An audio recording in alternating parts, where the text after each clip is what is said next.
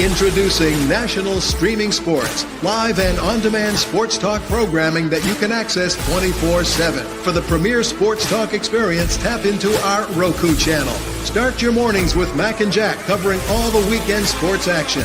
Then pour a cup and enjoy all the sports you can drink on the Coffee and Sports podcast. At midday, talk sports from east to west on the Coast to Coast podcast. Followed at night by some hot girl talk with Prim and Proper Sports featuring Sonia Pearson. Talk boxing on the Gloved Fist.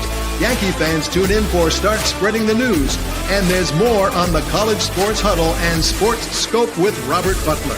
There are 20 podcasts in all and 70 weekly shows giving us a 3.4-star viewer rating.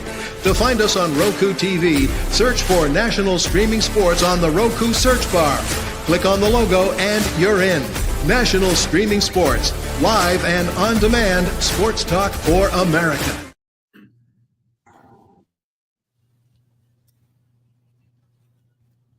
Good morning, everybody, and welcome to the Big Football Show. I am your host extraordinaire, filling in for the great Mac today. Mac, we hope to see you soon, feel better, and I'm joined by the one and only Keith Engel, Jack Hirsch, and of course J-Train. Good morning, gentlemen. How are you all this holiday week? Why is he the one and only Keith Engel? I mean, I don't get this. He is the one and only. I'm a one and only. James is a one and only. Why is he getting that intro? There's nobody. My wife said there's nobody else like me. My name is James Paul Martin III, so I'm definitely not a one and only. Let's get to some football now. I'm like Tigger from Winnie. They're gonna get a Winnie the Pooh reference on the show, which we've never had, right? That's who I am. I'm like Tigger. There's only one of me. I can tell you. It's only one of me. Good morning again, gentlemen. Jack, thanks for that. Keith, so glad to have you on so early. We know you got to hop on over to your show. So we're going to start this morning with some college news. A lot of CFP going on yesterday, actually, and Friday as well. The big teams, of course, had yesterday off so they could rest. Those teams that already solidified their place in the playoff. And then next week we have the Bowls coming up. Yeah, it was a big weekend. First time ever. Notre Dame, actually, the first team ever to play a postseason game in college football, not in a bowl game or on a neutral field. And it went not well for the visiting teams and lower ranked teams yesterday. And the hoopla will start to rise again from the Alabamas and the Ole Misses. And they need to shut up because you didn't earn your way in, you don't get in. No matter how bad these teams get beat, and whatever this playoff format is, you're going to have blowouts in these first round games. It's just maybe not all of them. Actually, Clemson played the best of any of these teams. I would say I think they were down 7 at some point early in the fourth quarter, but SMU was just outplayed badly. And by the way, Penn State played pretty well, but SMU just shot themselves in the foot constantly. 2 pick sixes early in the game. They kept getting into Penn State territory, but just couldn't put the ball in the end zone. Turnovers. You can't kick field goals in these games. Turnover on downs. Indiana was just outplayed. Their coach needs to shut up, by the way. I like Kirk Cignetti a lot, but you can't go on national TV 2 hours before the game and say that we kicked the out of all top 25 teams when he's played 2 in his entire career. And they ranked 20. One of them wasn't even ranked at the time. And then go out and get your butt kicked. And late in the game, you look like you're playing not to get blown out, not even to win the game. Fourth down in fourth quarter. We had playoff games in Texas as well. Yeah. Teams played at home, like you said. Yeah, I'm not surprised there were some blowouts. I'm surprised all the games were blowouts, I guess. I liked SMU a bit yesterday, and that didn't turn out well. But you're going to hear some screaming, especially from the Alabamas of the world. And I'll still say you lost 3 games. Sorry.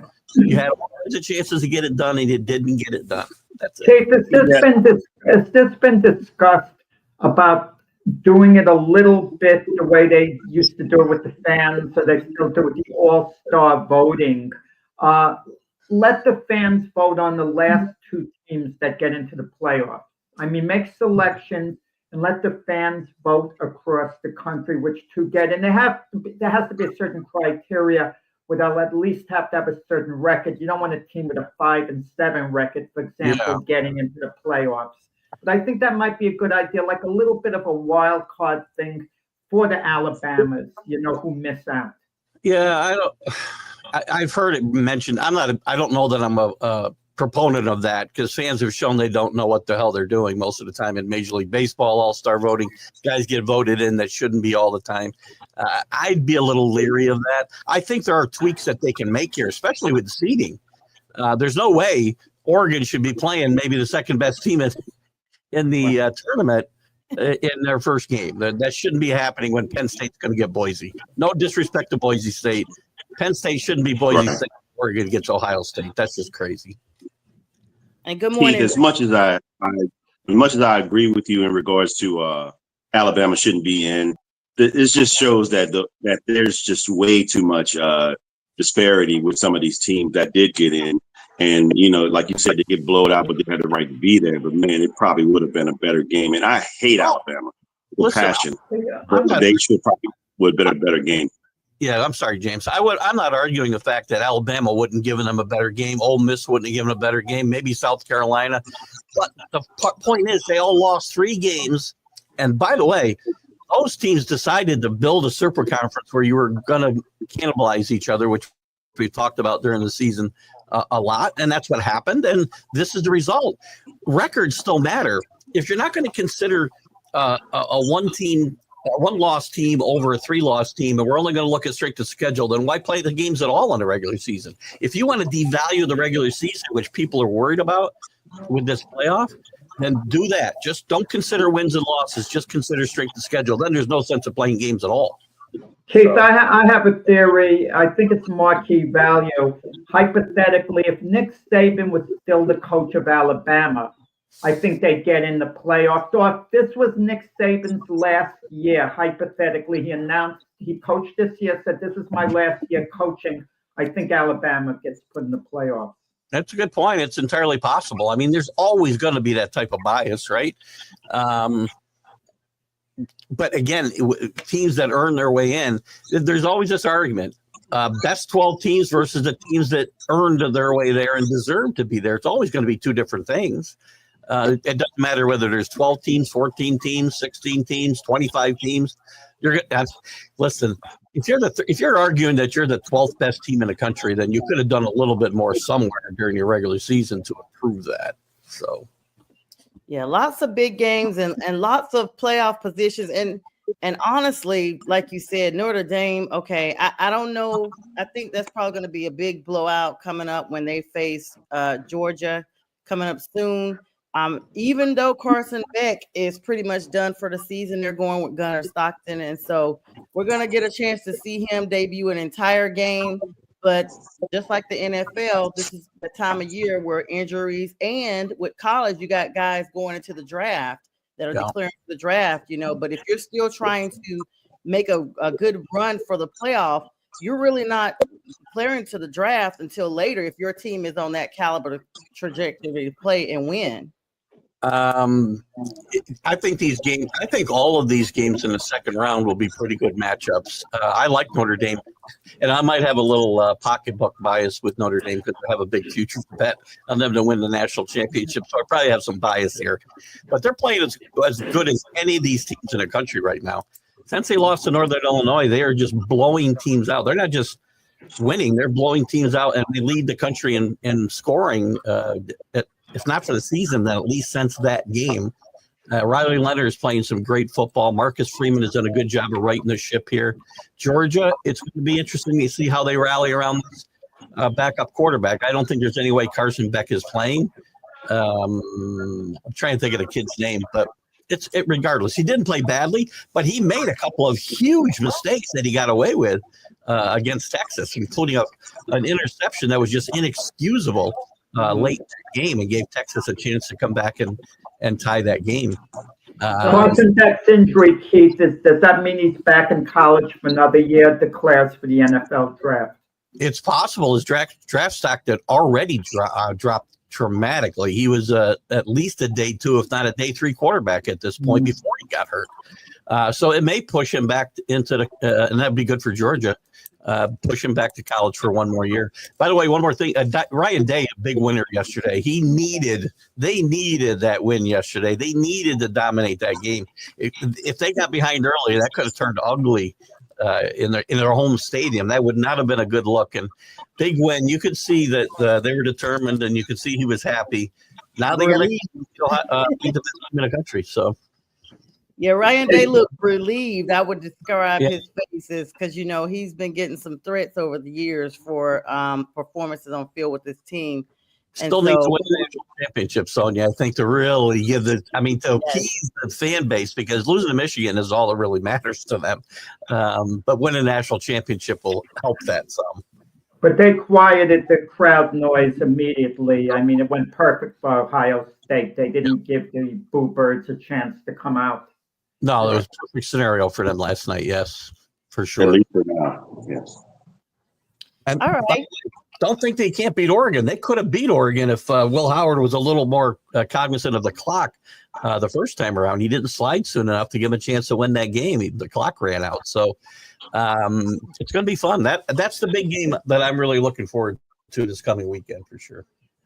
Right. And good morning, Richard. And he says, like I was saying, it's Gunnar Stockton is the backup quarterback. And actually, Carson Beck, it has an injury that they're talking about actual surgery. So it's very likely he will not be returning to play for Georgia. And the NFL draft stock is something very much to consider, especially because I didn't consider that. But think about, he's already gotten these extra years of, eligibility, because of, he's one of the oldest quarterbacks that there is. So I don't know about what happens in the interim after next year, but I don't necessarily know whether or not he would come back and play another year of college, but it remains to be seen. If this is a serious injury, he's going to have to really prove himself in the spring in workouts and such, or he may fall out of the draft entirely. Who knows? I'm sure somebody will take a flyer late, but he could fall like a brick here.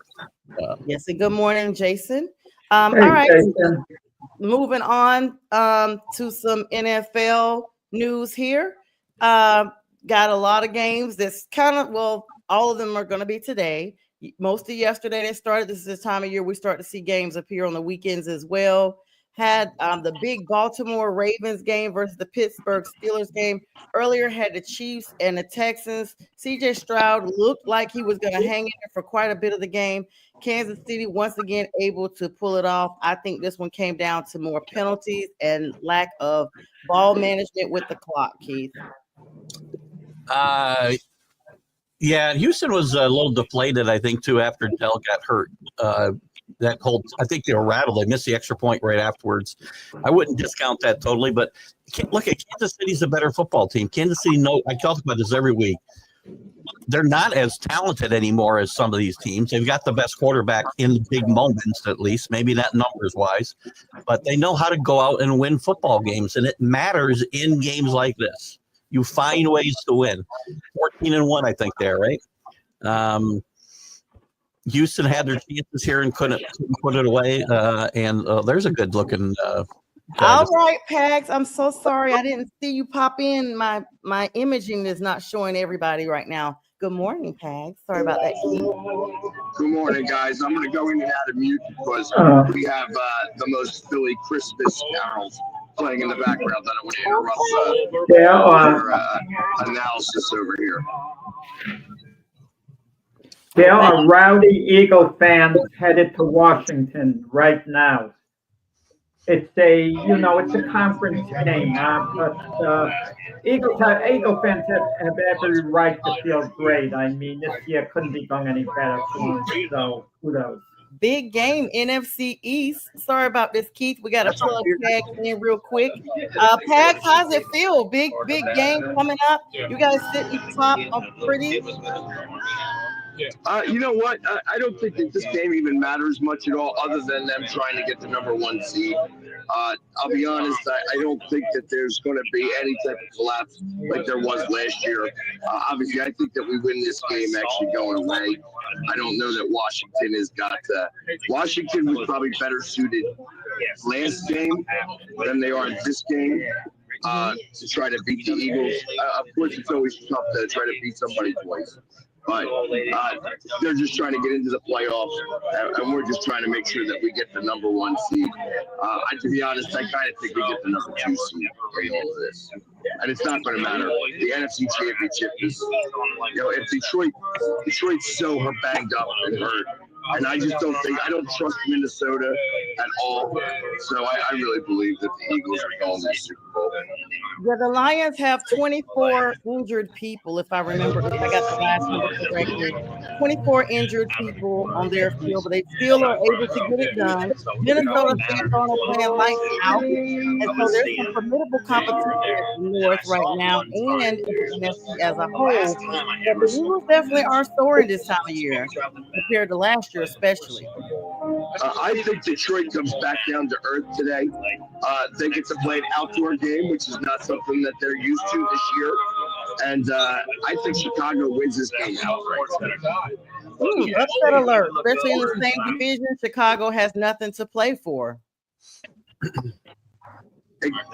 That's exactly correct. I just, as I said, it's going to be the coldest day in Chicago this year, today, and I think Detroit, with all of their injuries, and then having to go outside for the first time all season long, really. I think they played up in Green Bay in September. Well, that's like going down to Tampa in December. You know what I mean? So I don't think that's a problem. So I think Chicago surprises them. 6.5 point spread. Chicago wins this game. The Eagles have something like a 10-game winning streak. But if they lost the game, just to reset, to carry all this momentum into the playoffs and sustaining it, they're bound to hit a little bump before all is said and done.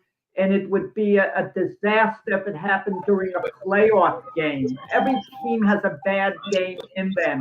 Would it be a little better they kind of got it out of their system in the remaining 3 games of the regular season? No, I don't care about stuff like that. Tell me, did the 72 Dolphins have a bad game somewhere? Let me tell you something. The 72 Dolphins won all 3 playoff games. This includes the Super Bowl by a total of 17 points. Had they played the Steelers, good team, and the Over the Hill gang. I understand that they were a great team. But point to the Chicago Bears, who lost 1 game to the Dolphins during the season. That allowed them to reset. And they even said they wouldn't have won the Super Bowl and continued on if they didn't have that one bump in the road. And the Patriots hit the bump in the road in the Super Bowl against the Giants, unbeaten season down the drain. That's what I mean by that. Yeah, Matt, I'm not a firm believer of that. Good morning. Good morning. Pags, every time you come in early, you screw up the whole flow of the show, dude. I'm sorry. I can only come on when I can. I try my best to get on every week, and sometimes it's easy, sometimes it's not so easy. I hear you. Yeah, the audio. What's wrong with the audio? Sean, is this your playlist? Yeah, it's because I got stuff playing in the background here. But yeah, how are the Eagle fans received in Washington? How is the crowd split as far as support? Because Philadelphia is near Washington. So today you'll see about 65% Eagles fans, 35% Commanders fans, because every time the Eagles play down there at JFK, which I think they actually have a new name now, or FedEx Field, whatever it's called, it doesn't matter. We own that stadium. Wow. I think he's going to say that anyway, guys. And it's one of the coldest games, kind of like the Ohio game last night was one of the coldest games played during the college games. I mean, is this really one of those things that weather takes the factor? Because those 2 cities are close, like Jack said. You know what? I think that the cold matters in one thing specific: people getting hit and how you like the hit. The last coldest game I remember going to that was this cold was up in Chicago, and we had Miles Sanders as our running back, and he was not interested in getting hit in the cold. And that really showed through in that game. I think this year obviously we got guys that know how to play in the cold. Our Barkley is used to playing up at Penn State. I think he's energized today because Penn State won their playoff game going away against SMU. And I think that they're excited. And between Georgia, getting ready to go into the playoffs, and Penn State winning their playoff game, I think that locker room is pretty excited today. Yeah, and you're right. I've been to a game in Chicago in October, and it was already cold. So, it just depends. But Chicago cold, let's be honest, it's a different type of cold. Yeah, it's supposed to be a balmy 22 degrees today. All right. Well, Pags, we appreciate you hopping on. You guys have safe travels. Go Eagles, I guess. I don't have a dog in the fight. Mac, it's good to see you. Thank you, Pags. You too, buddy. Did you get your picks in, Pags? I believe I did. I should have. I know I emailed them. You did. Okay. You did. Got it. And Merry Christmas to you, Pags, and thanks again. We'll see you soon. Merry Christmas, guys, and I will talk to you guys next week. Take care, Pags. The Philly sports guy, and everybody, welcome in and back the host of this show, the great Mac. Mac, good morning. So good to see you, brother. Good morning. Glad to see you too. You doing a heck of a job, Sonja, setting these guys up, and of course, my friend Jack Hirsch, James, my partner, and Keith, one of the best in the business. So. We thank you for that. So good to see you. I'll let you go ahead and take over from here if you're up to it. I'm right here. You're the host. You keep going. I'm following you. You did say guest. It's gonna be odd now seeing the boss on here. Got to really make sure you step it up. Yeah, all right, guys. You're above him here in the org chart. You're good. All right, Keith. So we gave way to Pags for a few seconds. You were talking about today's games. We were talking about how the Chiefs just seem to be playing better ball despite some errors that we saw, and the fact that the Texans just did not look like the Texans we saw last year. It was a matchup. Kansas is clearly already clinched and is moving forward. Do the Texans even still have a shot at this point? Well, they got a playoff shot wrapped up, but no, I don't think they do. This is a team that I thought if it bloomed late, this is a team to watch, but it's getting late now. They got 2 games left now. I don't see, and now with Dell going down, I think this team is really hurting at wide receiver, and I don't see this team doing any damage in the playoffs. Well, Kansas City just, again, keeps finding ways to win games, and that's all that matters at the end of the day. It's not how many or how, it's how many. So, yeah, that's definitely true. Moving on to that. Oh, Jack, I had picked Houston to beat Kansas City. I thought it was going to be a statement game for the Texans, and they were going to start their playoff push yesterday. And it's like Kansas City, just knocked them in the face. They let them know that they were still the champs, the way James and Max said, during the game beforehand. But keep this in mind. It was a competitive enough game in which come playoff time, you don't know what's going to happen. It could be a totally different outcome. I mean, even Max Giants, when they won that Super Bowl with Jeff Hostetler, they beat the 49ers on the last play of the game on the field goal, but they lost to the Niners early in the season, and people were going to say, well, the Niners are the champs. They showed the Giants they were the champs during the regular season. Playoffs unpredictable. There's going to be a major surprise in one of the playoff games where one of the heavy favorites is going to get knocked off. We don't know who it could be right now, but I still wouldn't count Houston out. It was a very competitive game. It's not like Kansas City blew them out. Good morning, Yoli. Happy holidays to you. And Richard, how nice of you. Mac, they said they played your Keith jingle yesterday. Yes, we do. Every once in a while I get a call for that, the dulcet sounds of Mac McGrath on my show. I gotta do a new Christmas jingle for him. That's what I got. Okay, hurry up. I'm talking football, and you're talking Christmas jingles. Come on, I want to talk about the Kansas City wide receiver Xavier Worthy, match him up with DeAndre Hopkins, and people were saying that was a weak part of the Kansas City team early in the year. Now it could be a strength. Well, You're the one that said Kansas City was going to lose, Jack. So now you kind of backed up. Yesterday I did. Yes, I did. I thought they were going to lose yesterday's game. Well, it's a highly competitive game, though. Keep that in mind. All matters is All that matters is a W at this point. Exactly. Kansas City took their game up a notch. I mean, they weren't just getting by. They were facing a very tough opponent, and they took it up a notch. I mean, credit to them. And as great as Josh Allen is having, would you trust anyone more than Patrick Mahomes in a big game? If it came down to a very big game, there's no one you could trust more than Patrick Mahomes. Absolutely. Yeah, that's actually big. And we only have Keith on for a few more minutes here. So let me get his take on the Baltimore Pittsburgh game, big AFC matchup. And then I know J-Train has a question or two with him about his picks. So we're going to go ahead and escalate that now. Well, quickly on the Steelers. Again, the Steelers have started to kind of come back to earth a bit. Russell Wilson with 2 huge mistakes yesterday. Great run. And then you got to hold on to the football and a pick 6. And also, Lamar Jackson, again, he's still got to get it done in the playoffs to convince me and most people that he's an elite quarterback other than the regular season. But he got a monkey off his back because his performances against Pittsburgh have been putrid. And he played pretty well yesterday, I thought, under those circumstances. So, listen, the Ravens are a team that if somebody's going to knock off Kansas City, the Ravens are as good a bet as Buffalo or anybody else. The problem is they're all going to have to go through Arrowhead. It's one of the toughest places to play, especially in the playoffs, and Chiefs have proved that. So it's going to be a lot of fun. The Ravens played well, and I think it's a big boost for their confidence going forward.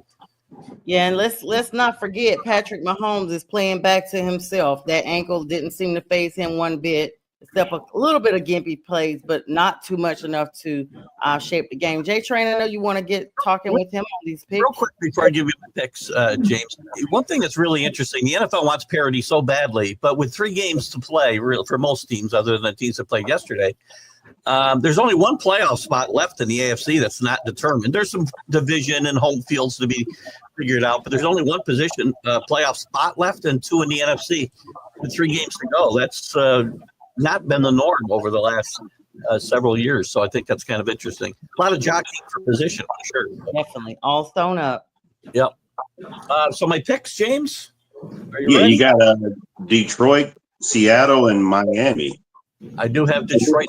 You know, it's funny. I was going to take San Francisco until I found out they were playing Miami. You had I think you had the games mixed up. I don't remember who you had San Francisco playing. I did. I put LB. You're right. It's Miami. Right. But I don't like teams. Again, the San Francisco's really struggled traveling across the country. I like Miami, even though they're dinged up. Everybody's dinged up this time of year. I'm going to take the Dolphins at home. Detroit, I think, will bounce back from this loss. I think, I understand everything Pags had to say, them playing outside and whatnot. They did release another defensive player, which they can't afford to lose any defensive players. But I still think this team will just probably put a pounding on the Bears today. And who's my other team? You got Detroit and Seattle.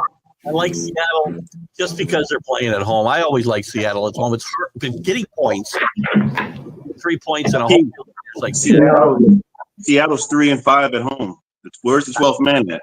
I get it, but I'm still, again, I ride the historical wave, right? This year it hasn't really been there, and it's bit me a couple of times. But I think I was on them all 3 times they won. I was probably on them when they lost too, but.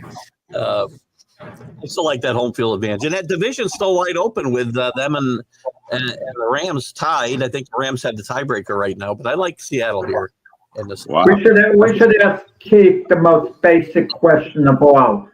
Of all the teams today, which is the one least likely to win? Least likely to win. That are going to make Miami. Win outright. I'm not talking about points. Just win the game. Today? In today's game? Oh, that's a tough one. Hold on. Let me look at the scores real quick. He's throwing a shot. Yeah, he's throwing a shot. I'm giving you a dig. Come on. Oh, I'm going to say the Patriots. How about that? I'll give you something I will never say. The Patriots are the least likely team to win today. How this goes, New Mac? England gone to Buffalo. They're like the least likely to win. A lot of big spreads today. There's not a lot of great matchups today. There's a few, but not a lot. A lot of big numbers out there. Yeah, all right. Keith Angle, guys, he's about to hop on over to his other show here. Join him on TGI Sports Talk. Keith, thanks to have you on today. Merry Christmas. We'll see you next week. Merry Christmas to all you guys. Enjoy the football today and Christmas Day. Enjoy. All right. Same to you. Angle. See you. Take care, Keith. All right. And then there were 4. We've got Jack, Mac, J-Train, and myself. All right. So J-Train, Mac, I know we're talking about these picks now. J-Train, I guess we'll continue on that trajectory since we got great reviews about all the games that were going on and a little bit of prediction from Pags as well. Look, let's go with Jack. I want to go with Jack. Jack, you got the Texans, Green Bay. No, my and picks are awful. I got them both wrong yesterday. My picks, I'm having a New York Jet type season. The way the Jets are playing this year, I'm picking them this year. I mean, this year's basically done. I could pull an Aaron Rodgers and say I have nothing to prove the rest of the year. But now I could kind of understand that when the season is done with the picking, you lose a certain enthusiasm. I love giving the picks normally, but when you have the type of season I'm having, just an under 500 season and no hope of coming and making a run at the top people on the panel here. I don't want to hear that because I got the same issues and I'm still going to give the same. But you're used to it, Sonja. I'm not used to it. I have a lot of good years picking over the years. I'm used to it. You haven't had winning seasons. You haven't tasted the success I have. Now I'm joining you out of the playoffs. No hope of getting to the playoffs. I'm eliminated, basically. Okay, Jack. Just talk about the one game. I was wrong with the Texans taking the 3.5. I mean, I was thinking maybe they'd make a run, lose by 1 at the end of the game, and I was wrong with the Steelers with the 6.5. And before the show, I got to kind of call you out, James, a little bit, because even though I like you a lot personally and I respect your knowledge, I didn't have a stomach for what you were saying before the show, but we could bring it up. You were talking about the great leadership Russell Wilson was showing by taking accountability for the 2 miserable turnovers. You were saying basically that's leadership that Russell Wilson has shown because he's taking accountability. Well, what the heck's he supposed to do? Make excuses? Of course, everyone takes accountability. You have somebody that plays on your team that does that. Aaron Rodgers does that. Throws players under the bus, doesn't take accountability whatsoever. So I'm giving you the business right now. I'm saying that he did that because some players actually do throw their players under the bus. And there's nothing to throw under the bus. He fumbled the ball. It came out of his hands. I mean, on one of them. The other interception was an awful throw. But the point is, Russell Wilson might not finish the year as a starting quarterback. If he plays this way on Wednesday. What? Oh my God! They might go to Justin Fields if he turns in another horrendous game like this. We're not talking about Atlanta here, who has clearly, let's go ahead and plug that in there. Atlanta has now officially benched Kirk Cousins, and in fact, according to Adam Schefter on yesterday, they may not even renew his bonus contract after March, which means the Falcons may be quarterback shopping once again. We've never seen such a veteran bomb at such a quick pace here. Mac, you got any thoughts on this one as we kind of plug that in since Jack brought up the fact about quarterback greatness here and throwing folks under the bus? Well, first, Russell Wilson on that run, and he got hit and fumbled the ball. I mean, that was just a great hit. It's not like he fumbled the ball on purpose. The pick 6 was terrible. And he knew when he threw it, falling down and just threw the ball up there. That was after Pittsburgh made an interception to turn the ball over. All of a sudden, the Baltimore Ravens win the game. I think Kirk Cousins, they ended up spending, what was it? 2 years? 90 million. Guaranteed. And you're going to cut him before that 10 million guaranteed. They're going to cut him. With an older guy who had a hamstring injury, And and a key. right, Achilles injury. right, and I mean, why would you do that? I mean, with all the With no quarterbacks, playoff success. no, and And they no got post playoff runs. no. I don't want to hear second guessing after it's all Hold over. on. I've never second guessed him, Jack. You always talk about the vault of footage on me. I've said from day one on this show and to everybody, and J-Train can amen this. And if people thought I was a hater because it was the Falcons, I said from day one that I did not believe that Kirk Cousins would be the remedy to the issue of puzzle issues that the Falcons had. I've said that. Mac knows it. So it's not about let's not hear it now. I've said this before the losses came in. Who was going to quarterback the Falcons? Desmond Ridder? I don't know who they were going to get. Exactly.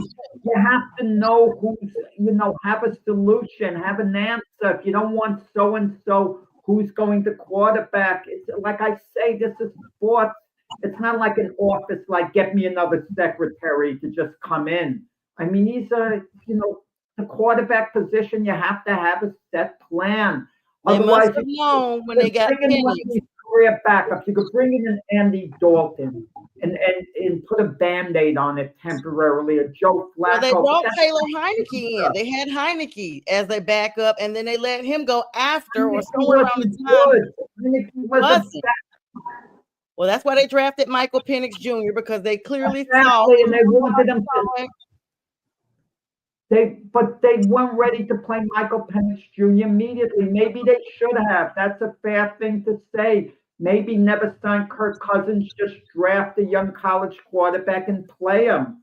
But I have a feeling when they got Kirk Cousins, they didn't know they were going to draft a quarterback. And I think it was a case of the Falcons liking Michael Penix Jr. a heck of a lot.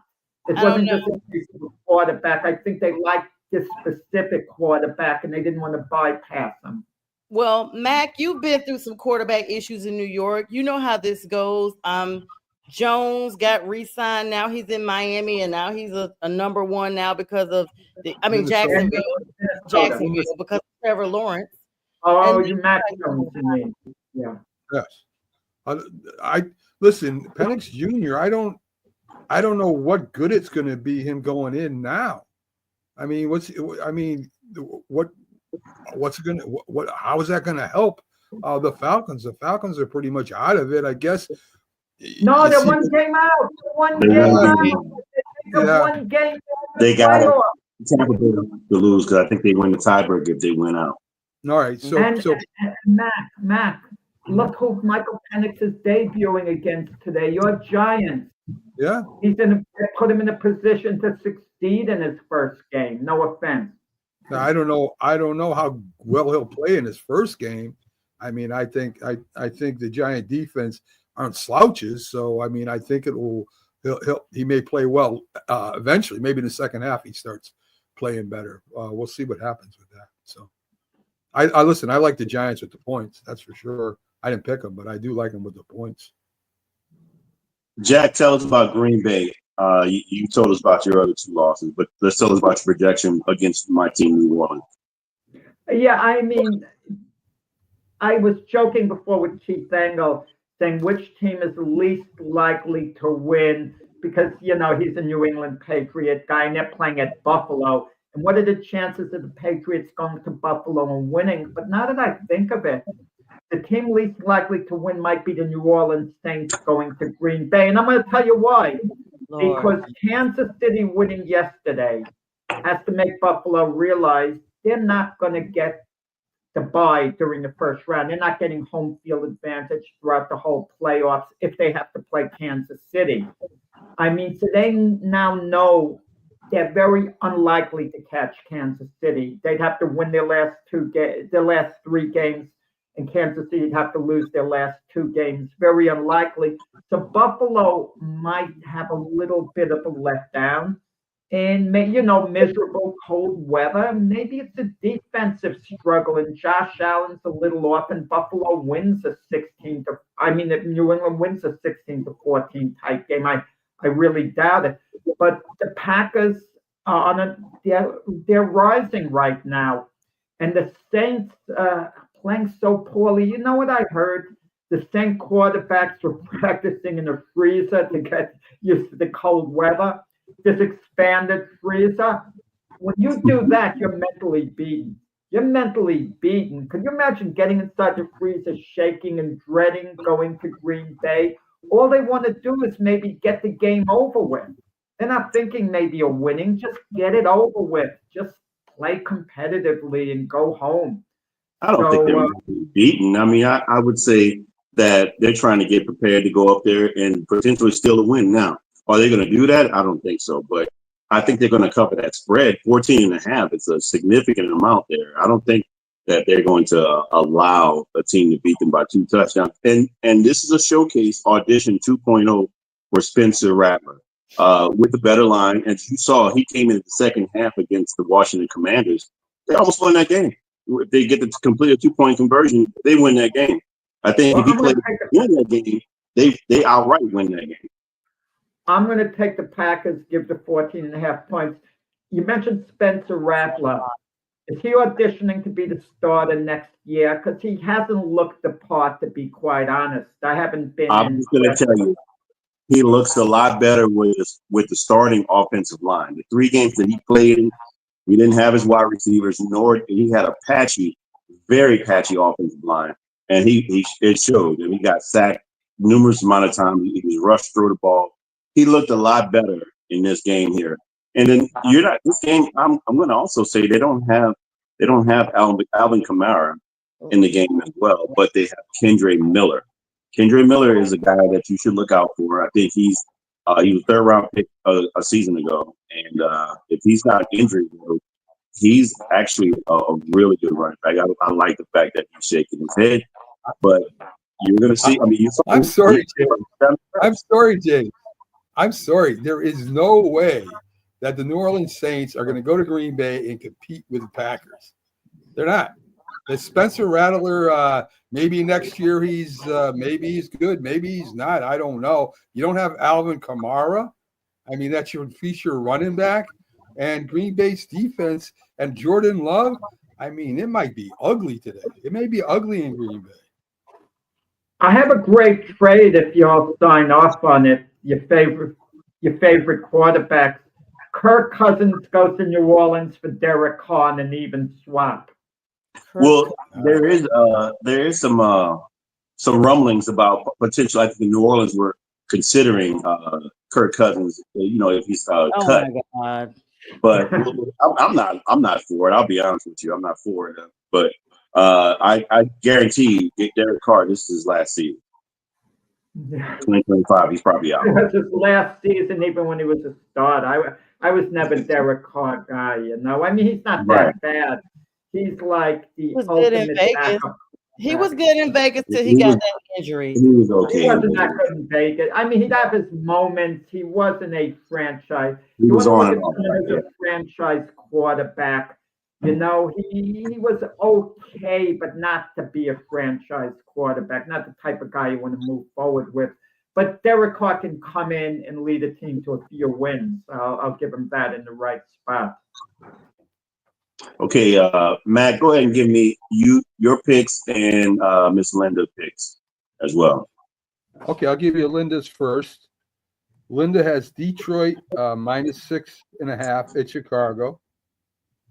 She has Minnesota -3 at Seattle. She's not worried about that 12th man either. Mm-hmm. And she likes the Rams -3 over Jack's Jets. Interesting. I think so too. I mean, I it's just the Jets have played really good ball the last couple of games. Rodgers throwing 29, 43, 628 yards, 4 TDs, no interceptions. So he's played well, but every dog has a day. I just think the Rams are probably going to shut that down. The Rams are they're in contention for playoffs and I think they realize they got to win. They're going to be hungry. Even in New York, it's going to be tough for the Jets to win. These games count. Even if a team has no hope of making the playoffs, it's more than playing off the string. Hypothetically, if the Jets have a big game today and Rodgers connects with Devontae Adams again. Devontae Adams was phenomenal last week against Jacksonville, and Garrett Wilson. And Breece Hall is running the ball well, and everything is clicking. People are going to start thinking maybe run it back next year, that these guys, are finally getting the chemistry down. Whether that's true or not is another matter, but perception is going to change whether the Jets should run it back with the crew they have now. So I think it's important for all these teams how you kind of finish out the year. Even like with the Giants today, they're playing a rookie quarterback, and Michael Penix, his first game he's ever starting in the NFL. If they can't beat a Michael Penix, if Michael Penix lights him up, it's going to get very ugly, for the Giants there in Atlanta. But if they should go into Atlanta and win that game, and their defense makes a little bit of a statement, you carry something into the next year. But there's the X factor. Certain of these teams who need a quarterback badly or whatever, if you have a chance to get the number 1 overall pick in the draft, do you really want to win these games? Or do you want to slide down to number 9 or 10? I don't think there's a big drop off from number 1 to number 10, Jack. In fact, I think Shedeur Sanders won't be there for the Giants.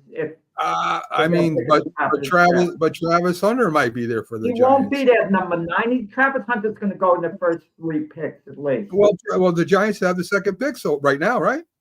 Right. If they keep it, worst case scenario, they get Shedeur Sanders or Travis Hunter, great.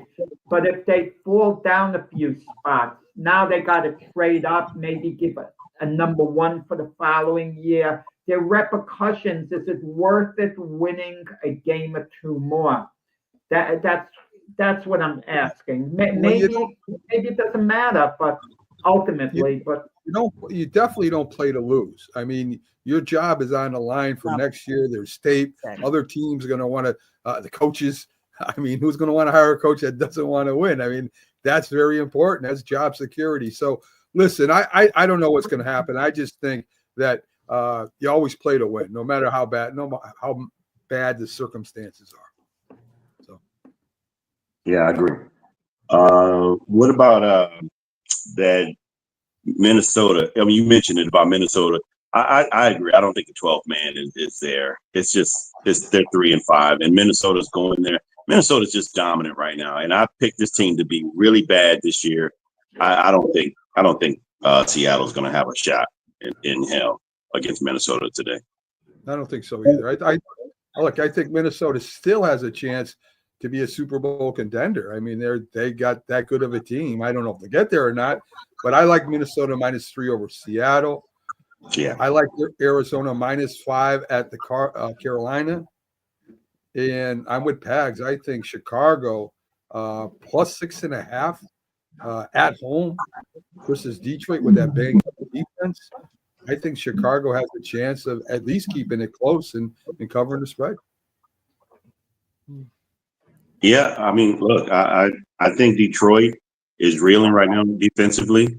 I just don't think that I think Jared Goff still has an opportunity to just light them up against the Bears defense. It might be cold. I know that they're probably not used to playing in the cold, but Detroit still has some moxie, even if the defense is not playing well. And isn't there running back? Isn't there running back out this season? Say it again. Their running back, isn't he? He's out, right? Yeah. But Jahmyr Gibbs probably going to take shoulder more of that load. So yeah, you're right. David Montgomery's out with an MCL injury. Potentially, they didn't put him on IR because they think he has an opportunity to come back and play in their first playoff game. So, Jared Goff is a good game manager. He's the right guy to quarterback the Lions, but he's not one of the best quarterbacks in the NFL. He's not a difference maker. Keep that in mind. He's not going to turn things around for the Lions the way a Mahomes could do for the Chiefs, the way a Josh Allen could do for the Bills. But yeah, he's a good, solid quarterback. But Detroit, with all the injuries, they're going to have to kind of get back the magic they had for most of the years. Right now, they've hit a lull. They just got by the Bears, the week before, and then and they might not get home field advantage. It's going to be a lot harder going to Philadelphia and winning the NFC Championship game to go to the Super Bowl than it would be playing in Detroit. So they have a lot on the line, the remaining 3 games.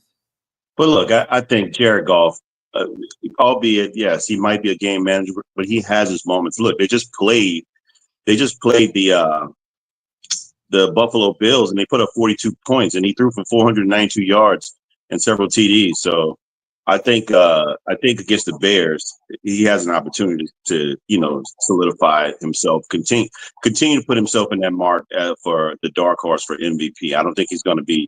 He's not. Jared He's not. Goff, you're talking about for MVP He's in the running. He's in the top 4. He's not getting any consideration anywhere where no one's going to. Especially now. The MVP. No, I think that ship has sailed. You think so too? Yeah, not with Josh Allen, with Derrick Henry, Lamar Jackson, and Saquon Barkley. Yeah, they're not even close. I think it's Mac is right. They're not even close. I think it sailed. Sonja, you've been quiet. How about your Carolina Panthers? They still got a chance, don't they? Yes, thank you so much, Matt. I'm sorry. James, did you need to excuse yourself for a second? I thought you were strangled over there. Yeah, you see, I'm wearing my jersey today. We have the Arizona Cardinals at 1:00. I did not pick that game because honestly, it could go either way. Let's be clear. Especially after Bryce Young and the crew were playing so well for the last few games and then went and, as the older folks say, laid an egg with freaking the Cowgirls. But we get another home game, and this is, I believe, our last home game for the season today with the Cardinals. Then we have to play Tampa again, and then, of course, on the road to the Atlanta Falcons for the grand finale. And I couldn't be happier that the season is wrapping up for us, that we made it. And, at this point, it is what it is. We're not competing for a draft spot. I think we're number 5, though, however, for drafts, because there's a lot of, or maybe number 7, there's a lot of teams that have won less games than we have. This has been one of those years that nobody can't talk about us like they did last year. Hold on, Jack, let me finish. Because there's teams that are either what we have, 3-11, or 3-12, or 2-12. So, have at it. We're sticking with Bryce right now. They're saying people have been expressing interest in him because he is playing better, considering the fact that we have this O-line. But I did not pick them in today's game. I didn't pick Arizona. I didn't pick that game at all. But I'm still rolling with our Panthers today at 1:00 and BOA against the Panthers. Now everybody that wants to attack can speak. No, only 2 teams have won less games than the Panthers. The Raiders and the Giants are both 2-12. Panthers are 3-11, but the Panthers have played some good football the last few weeks. They've been competitive, and I think the remaining 3 games are important as far as seeing Bryce Young's development. If Bryce Young regresses these last 3 games, I'm not sure they're going to run it back with him next season. I'm not sure at all. If I said equal to or less than what we've won. So you got the Patriots, you got the Raiders, you got the Browns, you got the Titans, you got the Jaguars. Like, we're clearly not the team. And your Jets are only 1 game ahead, Jack. So I wouldn't be bragging too much because that could change today. Okay? Thank you. I got a stat here for that game. The Cards are putting up 28.4 points per game versus sub 500 teams. So they're probably gonna pour it on against Carolina. But to cover the spread, saying they're gonna lay a whipping on the Panthers. Right. That's not how He went on the limb. You got to give James credit. He's going out on the limb. He's not hedging at all. That's only because he's been the Cardinals are going to lay a one-sided beating on the Panthers today. He's been talking to you and hanging around you too much off the air. And I mean, that's what happens when I logged on late because y'all been talking at all. No, okay. He's been hanging around you too much, Jack. Well, these are numbers. So, I mean, I don't know what else to say. I mean, it's just what it is. Just don't say it at all. Keep it to yourself. Yeah, those are on you. Go ahead. I'm sorry, Mac. Those teams are not the Carolina Panthers, right, Sonja? So thank you, Mac. Thank you. Yeah. God, you guys stop. Mac is my only friend. What is going to be, Sonia, the Panther head coaching job next year? I mean, what's the situation there? I mean, I don't know. Tepper has been really quiet, which is very commendable. We haven't heard from him except when he gave his hurricane relief to Western Carolina. Last year, we heard a lot about Tepper, tossing drinks and firing coaches after 5 to 6 weeks. He's been very quiet. Sometimes, as my grandmother say, still waters run deep. He's been too quiet almost, because with us playing back and forth, I think he wanted to give Canales a chance because Canales is an expert coach coming from Tampa Bay, got Tampa Bay in the playoff last year. But I don't know just how much longer his rope is going to be extended to Canales, because now we're dropping a lot of games. We had a lot of close games. And I know you're going to scream when I say this, Jack, and probably you too, James, but I'm going to say it anyway. We did the opposite of what the Chiefs did, okay? The Chiefs have lost close games. Won close games. We have lost close games. Games that could have gone either way at the last minute, including the one against the Chefs. And I said Chefs and the refs because that's what the Chiefs are. They're cheaters. And so there was calls during that game, too, including an Adam Thielen catch that even Mike Tirico was like, no, that was a catch. Come on, y'all. We were cheated. And so when it's teams like the Saints, who are already garbage, and the Jets, who are struggling, I don't expect y'all to agree with me. But at least Mac is an honest fan. Even though his team is equal to or less than what we have rank-wise, he knows that the Panthers were playing decent ball, not just decent enough to say they're better, but they lost some very close games. Okay? And the facts are that. Well, the Jets and Jacksonville Jaguars have lost more close games this year than the Panthers, meaning less than a touchdown. If you want to get statistical about it. And you guys have a veteran quarterback too, Jack. Okay. Yeah, Jack. If you saw the game last week, the Aaron Rodgers and Devontae Adams connection, and with Garrett Wilson, that was awesome. We'll see whether they keep it up today. If it happens again today, it's like, wow, Wow, another loss. Right. Wow. Okay, go ahead, Jack. Sonia, go ahead and give me your picks. You got Tampa Bay, Green Bay, and Buffalo. Yeah, so really I was just picking them because they rhyme. Tampa Bay and Green Bay. No, I'm just kidding. This I don't want to say it, but I'm gonna typical woman, rhyme. I love it. It's kind of like, I don't want to say no brainer because Jack gets on me when I say that, but Tampa Bay is one of those teams they're definitely trying to stay in and clinch the South. They have to win out to clinch the South, basically. That game, let me see who I've got them playing today. Dallas, right? Yeah, Dallas. I need them to do what we didn't do last week. However, that game is at Dallas. That's another thing. Dallas has not been playing well at home, and so that kind of runs in their favor. The opposite. Baker Mayfield is Chris Godwin coming back today? Mike Evans, is he getting everybody Mike back? Evans is there, but Chris Godwin, I think he might be out. Chris is still out. All right. Well, Nonetheless, he has enough of his people there. I think Oten is how you pronounce his name. He's been really big on his plays down there for Tampa Bay, filling in the gap for anybody that's not stepping up. They just seem solid across the board. They literally have improved from each game. We've seen them play better and better. And I wouldn't go as far as saying that they're gonna win the NFC Championship, but they'll definitely be formidable going forward. And so I know Pags was on earlier, and last year they met up and they eliminated Pags' team, the Eagles. I wouldn't be shocked to see them have another reunion, and this time it could go either way. Well, the Eagles were floundering last year at the end of the year. They were sinking quick by the time the playoff game, happened at Tampa Bay. That wouldn't be the case this year. Yeah, I like Tampa Bay this game too. Looks like like you said, Sonya, they're terrible at home. They're 1-6 actually. They are doing abysmal at home. And Baker Mayfield, he's got 3,600 yards, 32 touchdowns for the season, and he's still going to light it up. And he's doing it without his best weapon in Chris Godwin, but they have a running attack. They have a three-headed monster in their running with their running backs, including their rookie out of Oregon State. Out of Oregon. They're just lighting it up. And I think even though the offense is still holding their own with Dallas, with Rico Dotto, he's doing well. I just don't like them against Tampa Bay, especially with Tampa trying to keep Atlanta off their tail. Only thing I'm Yeah, worried not about. only that. Go ahead, Sonia. No, go ahead, Matt. The only thing I'm worried about is when Baker gets in big games, you got Micah Parsons there. He tends to start throwing interceptions. Yep. And that's the worry I got about Tampa Bay too.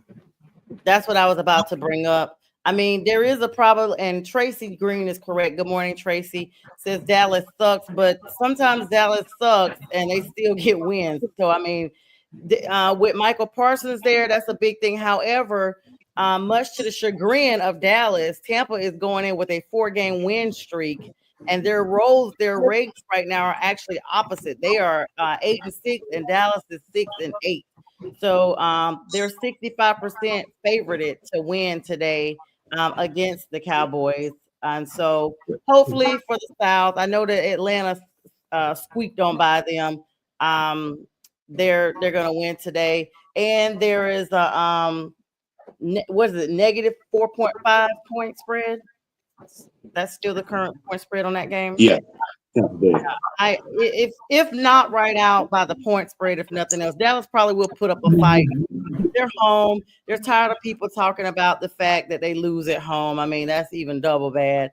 So they're probably going to try to do it. And like I said, expect for Michael Parsons to have a big game. He came into Carolina last week and was saying how much I feel like he jinxed us, to be honest with you guys. He was like, oh, watch out for Carolina. They're not playing like they're 3-10. They're playing like they're 10-3. And then all of a sudden we were playing like we were 3-10. So thanks for that, Micah.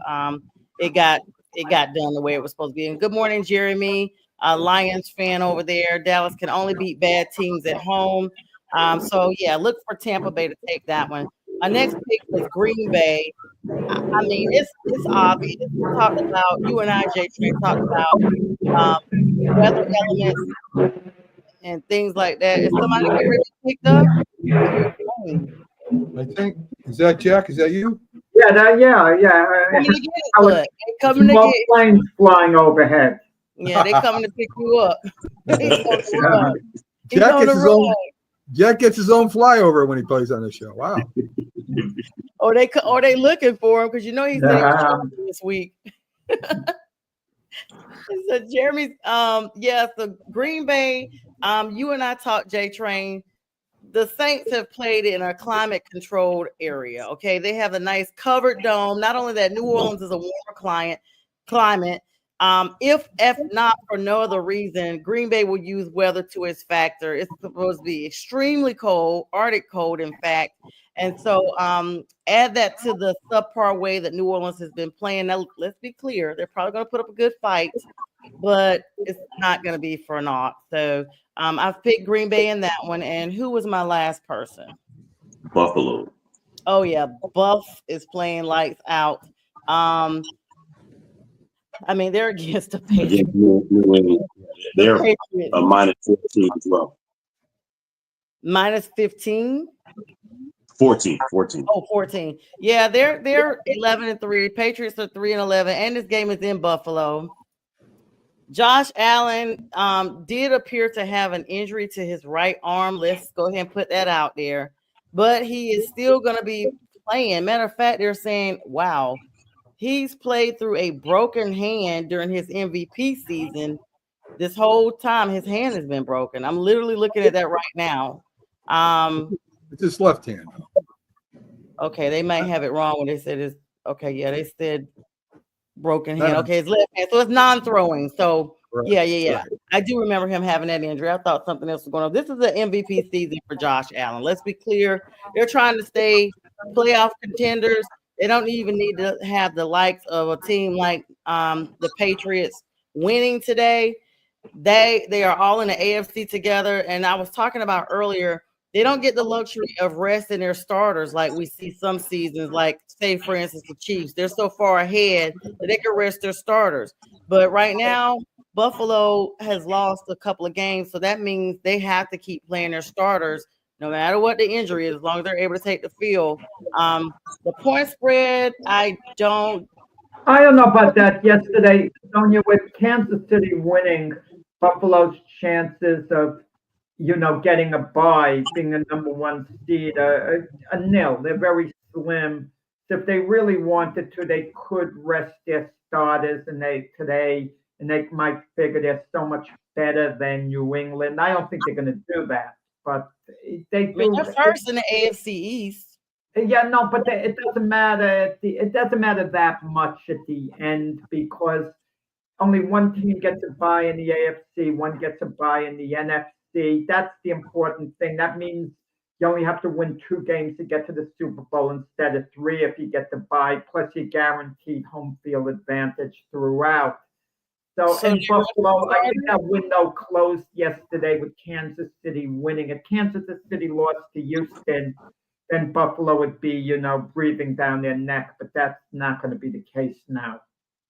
Jeremy, Okay. Well, Jeremy, stop over there making fun of every team.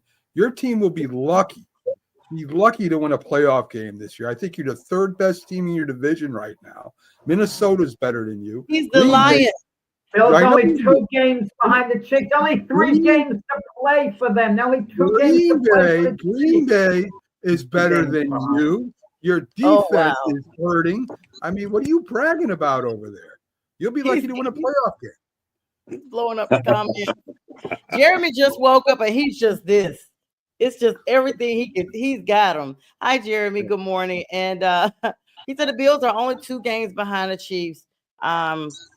Yeah, so that's 2 I have. Did I cover all 3 of them? No, I got another team. No, Buffalo. No, Yeah. that's all. That's all 3. Yeah. Mac, I didn't get your teams. I gave him my teams. Yeah, he You gave gave me him. Miss Linda. I thought you gave me Miss Linda's. I didn't get yours. Who was yours? Oh, yeah. I think I did. Chicago plus 6.5 at Detroit. Okay. Arizona -5 at Carolina. All right. And Minnesota -3 at the 12th man, Seattle. Yeah, for sure. Yes. Yeah, look, Chicago it's a good opportunity to win at home against Detroit, but I think Detroit covers here. In Arizona, I like Arizona, and Minnesota, I like that. Those 2. You're bragging. For me, I picked, believe it or not, I picked Buffalo, I picked Tampa Bay, and I picked New Orleans to cover that spread. 14.5 is a lot. I just think they're going to. I don't think they're going to win, but I think they're going to cover. Wow. You tried to pick the same games I did. Wow. Except for you knew. No. Please. Let's look at the records. You guys are not going to even be. Wait. Let me clear something up. The Chiefs still have their work cut out for them, even though they're in a good position. Because if you look at the schedule, their next 2 games are on the road. They're playing And they're at pretty tough. Pittsburgh and at Denver. If they don't win one of those games, Buffalo has an easier schedule. They play the Patriots twice, home and away, and they play the Jets. Okay? So Kansas City still has their work cut out for them. They can't count on Buffalo to lose one of the 3 games, even though it's possible. And that means they're going to have to beat a good team on the road in the next 2 games. And the Steelers are going to be looking to bounce back, after yesterday's loss. And the Denver Broncos, who are, probably going to be tough. Pittsburgh looked terrible against the Ravens. They look terrible. I don't know how they're going to beat the Chiefs. Well, they're going to be at home. They'll be at home then. Denver The team didn't look terrible. I think Russell Wilson looked terrible with a couple of bad plays. Yeah, I agree with that, but he's the quarterback. He's the leader of offense. And Denver with a young quarterback, I mean, can you imagine what the Chiefs are going to do? Spags is going to do against that young quarterback? I don't know, Jack. I don't know. I'm just saying the Chiefs have their work cut out for them. Yeah. I guess I have to take a step back. They're not a lock yet. They're in good position statistically. That Buffalo has 3 games, the Chiefs 2 games. The Chiefs' magic number's 1. If Buffalo loses 1 game, then the Chiefs are in. If the Chiefs win one of their 2 games, they're in. Jeremy, nobody cares about the Lions but you, okay? Nobody. I'm a low-key Lions fan, remember, guys? Oh yeah, that's right. You're on the the flip side there with the Lions. The Cats. Yeah.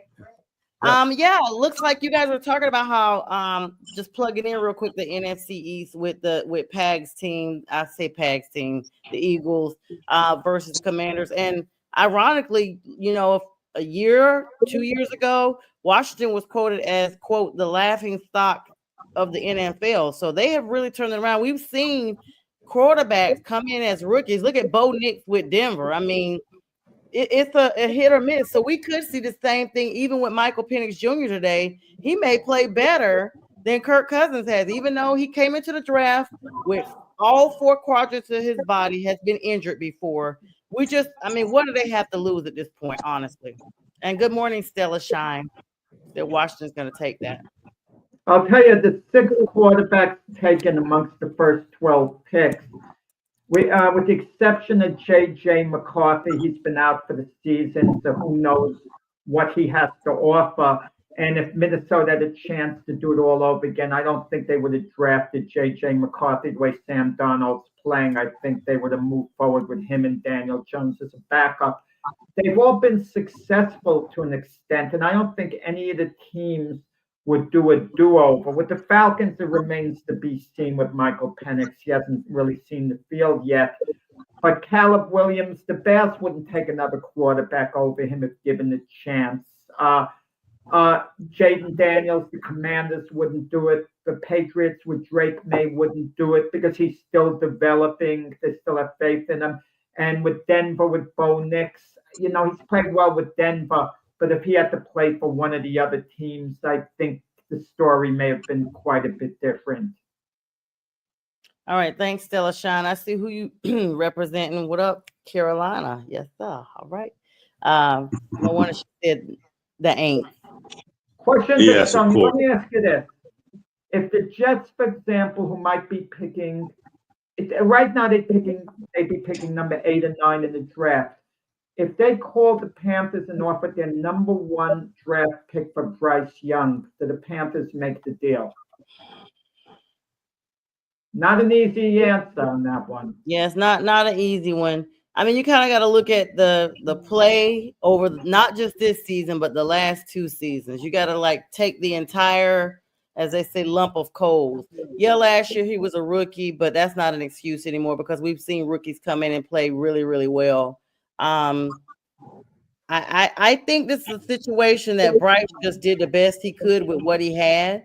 They still have not brought in an offensive line. If you think about it, Bryce is just trying to make the best of what's there. And the close games we had, look at how Bryce himself has come out of the pocket, made big plays on his own because he couldn't depend on the O-line. Or he was stacked, still jumped up and still made the first down coming up.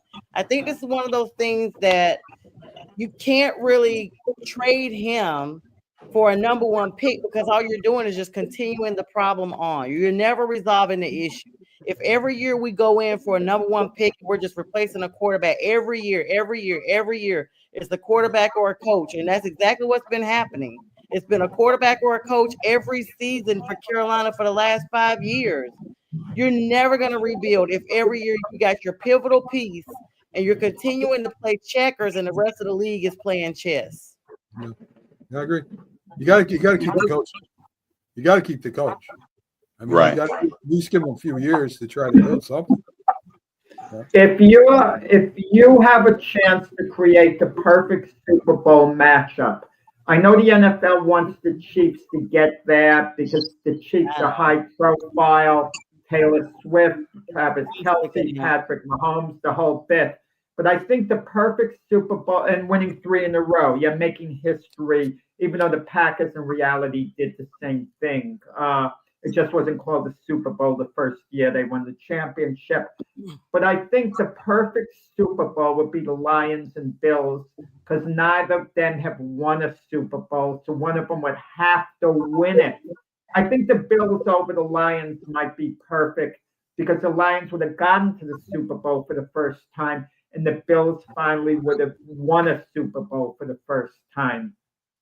I mean, that's definitely what I would like to have. I honestly, either if it's not the Bills, it's I would like to see Pittsburgh there or Baltimore. I don't want the Chiefs there. I'm sick of them, honestly. Or the Vikings. I'd like the Vikings. They're a good team for the NFC North. Sam Darnold really deserves it, honestly, guys. He's been in 3 teams and not been a good quarterback. He's been kind of like a bust. And I think this is just, Fourth team, yeah. Oh, okay? I know Jets and Carolina. Oh, yeah, you're right. They backed up to the Niners when they went to the Super Bowl last. What tells you something about Carolina?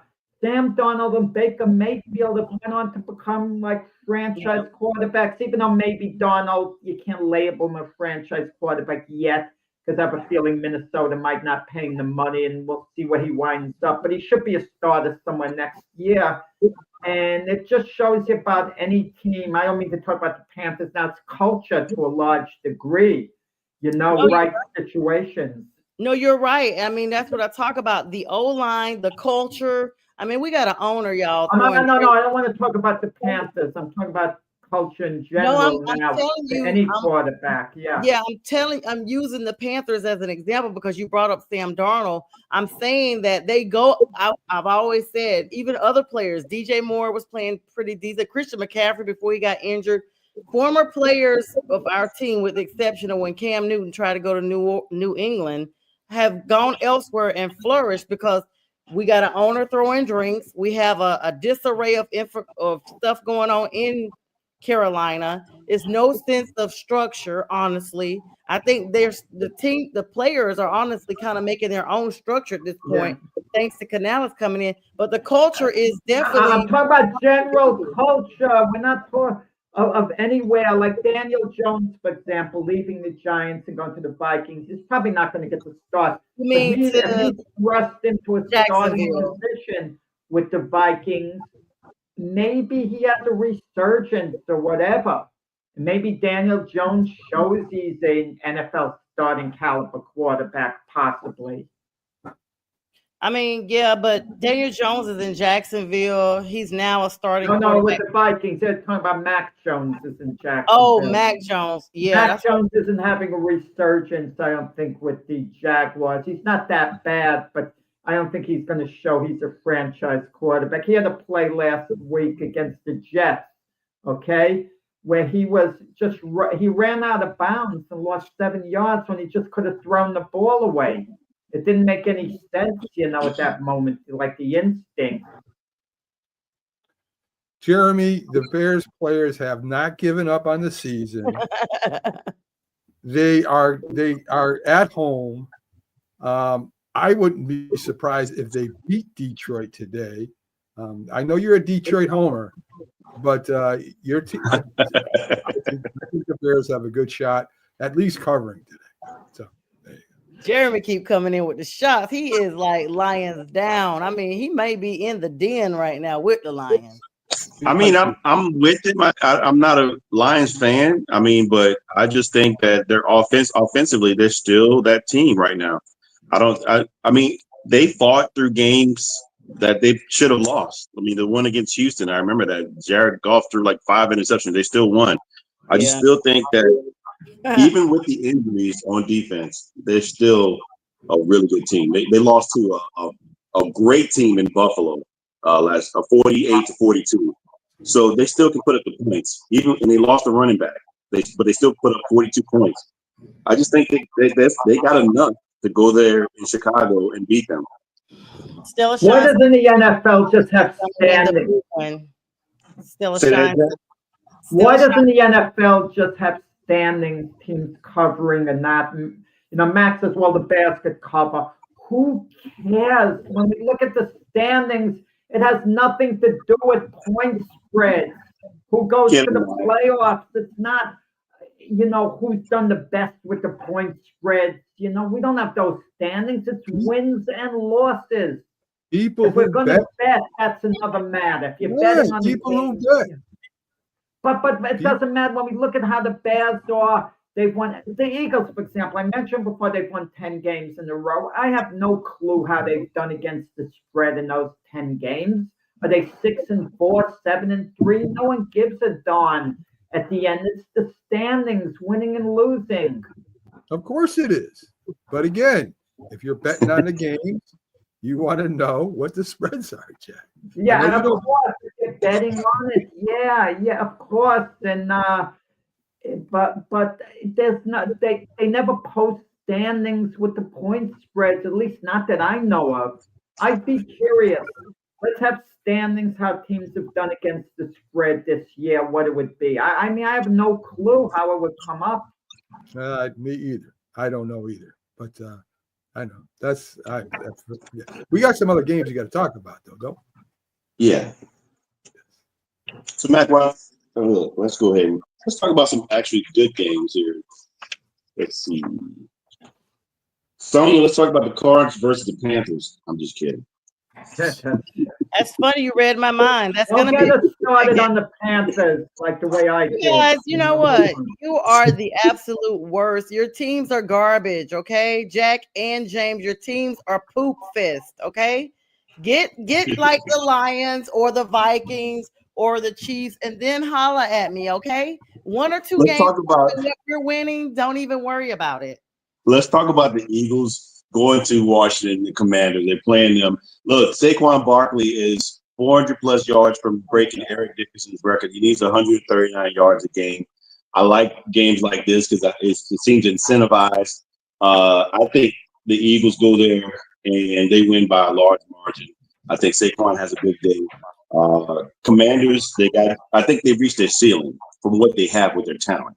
And I mean, they almost lost to the Saints last week with Spencer Rattler.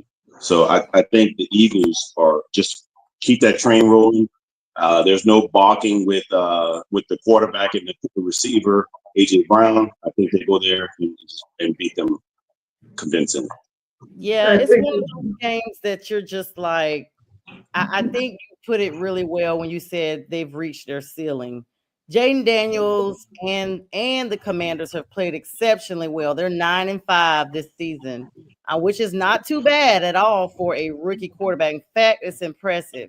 The Eagles, however, are on a 10-game win streak. 10 freaking games.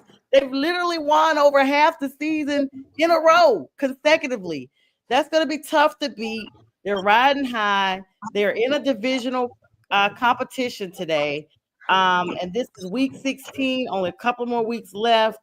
And they've already clinched their number one spot in the playoffs for that division and the number one seed for the NFC, y'all. So you got to look at the offensive coordinator, Kingsbury, and he's talked about the shortcomings that they've gotten playing against the Eagles. I mean, they've already faced them before. So the problem is going to be the Eagles defense. I mean, even though we saw Fletcher Cox leave and Jason Kelsey retire, what have you, that defense is still nothing to contend with. So at a minimum, the Commanders have to face them today. I don't know if I believe necessarily in that point spread. I mean, everybody's saying they're going to blow them out and all this stuff. I think it's going to be a little competitive, and Washington will hang in there as long as they possibly can. I do think it may be maybe by 8 points. I don't know. Was it 14 points, I think? And good morning to you, Darren. Commanders. No, it's 3.5 or something, right? Yes.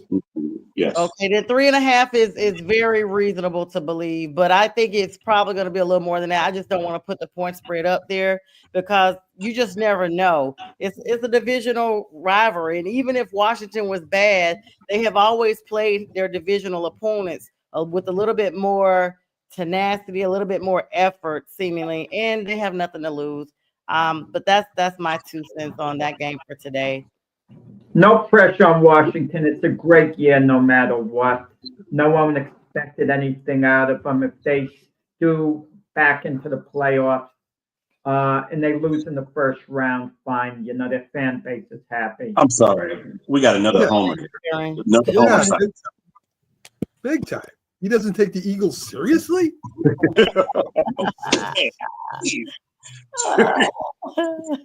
Oh my goodness! What does Homer say? Don't. That's what he needs to say. No. Wow. And Jeremy, Commanders are not winning that game. Come on. Let's just say. Well, there's a good chance the Commanders are going to play the second seed. So let's say the Eagles, the Lions, whoever doesn't get the bye, there's a good chance the Commanders could play them in the first round of the playoffs. Or maybe Minnesota, because Minnesota's record is similar. Yeah. Listen, it's a division game. I definitely think Saquon Barkley versus the run defense is going to have a big game.